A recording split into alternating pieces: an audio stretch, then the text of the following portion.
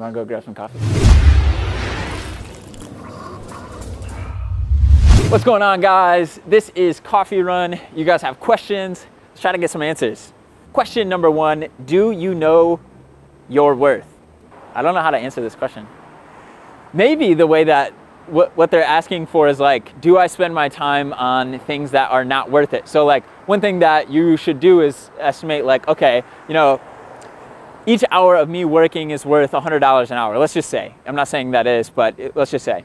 So if it's $100 an hour and you could pay someone $20 to mow your lawn, or you could mow your lawn, and in that time where they're mowing the lawn, you would be working, then like you should pay them because you're gonna be up $80 by you working and paying that person $20. So I think they're like asking, do I do things that are only worth my time? Which I would like to think so. Noah and I are gonna post a video on opportunity costs, which this is like kind of the same thing. You have to understand the costs associated with like doing anything. And part of that is like, I guess, kind of what is your time worth? Number two, what is the most important thing to you above all else? I'd have to say my faith. So I'm like a huge believer in God, and I think that it's because of God that I am where I'm at. You know, I grew up with like pretty rough childhood, and a lot of my family has just gone through a lot of stuff. And you know, I'm kind of the exception there. Main difference is that I'm the only one that has like, you know, a relationship with God or like, you know, as a Christian, whatever. So I'd say that's number one. Second is my wife. And then third is just helping people. That's what I care about most. I think that's what I was put on this earth to do. Number three, do you like meetings or are they a pain?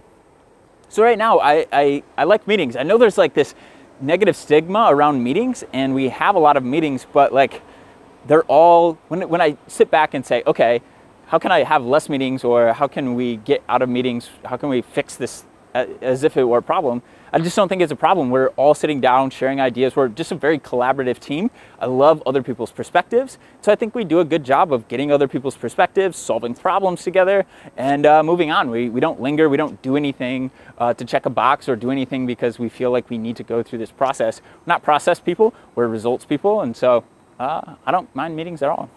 Question number four. This is a great question. How do I find what I am good at?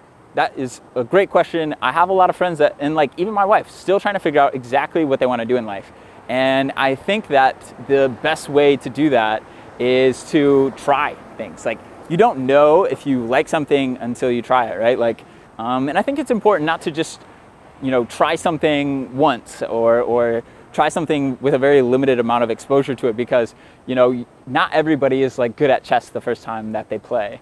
Or the first time you try to snowboard, you're probably going to fall. But if it's something that you enjoy and you want to invest your time in, that's where you'll really get good. And so to figure out, I think it's important to figure out what you like, because that's where it will be worth and easier for you to like actually spend your time there. To be good at something, I think you really have to put in a lot of hours.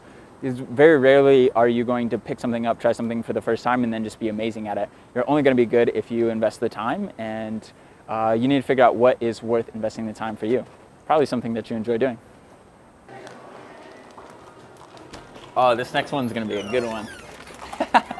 Question number five, how often do you blow money? Oh guys, let's get into this one. No, I'm just kidding. I don't think I really ever blow money. I feel really guilty spending money like on myself. Cause again, I see like my life is like this. You know, I'm here to help other people not have a comfortable life. So me blowing money is like getting Starbucks or getting this little treat with the Starbucks. Like I feel guilty about it, but like really want it.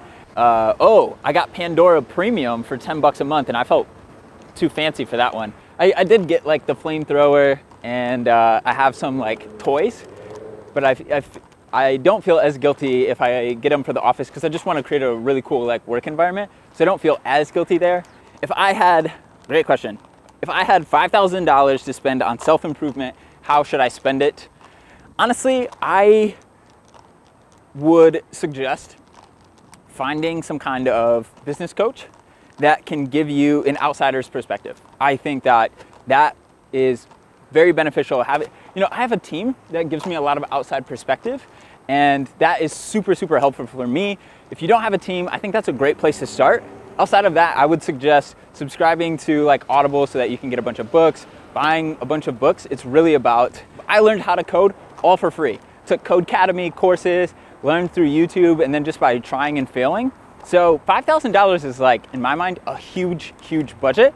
I think that you should be able to get off the ground with like, you know, 50 bucks a month, and that's you buying a lot of books. Oh, sorry, but then the business coach. So I don't know, 250 bucks a month should be more than enough. $5,000, that's like super ambitious. This is a great question. How can I build self-confidence?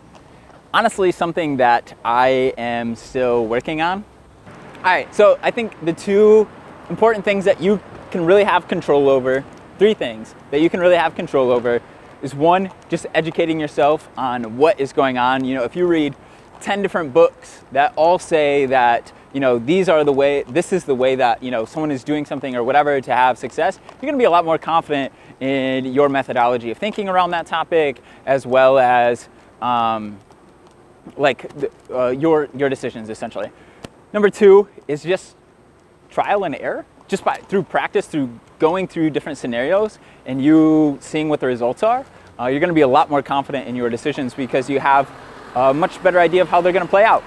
And then number three, in terms of confidence, I think it's important to realize that, like, you know, again, if you make a mistake or whatever, there's probably not that big of consequences for it. And so, like, you know, Tim Ferriss says that you should act like you're homeless for like a week, like truly be homeless for a week, and you'll realize, oh wow, even if I literally lost everything, it's really not that big of a deal. I can survive.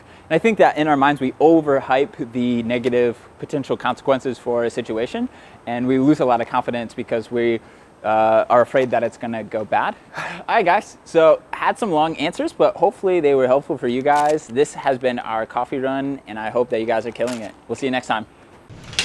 Thanks so much for checking out the video. If you liked it, please hit the thumbs up. Subscribe if you want to see more. If you want to see the day-to-day, come check me out on my personal Instagram. Thanks so much, guys. Really appreciate it.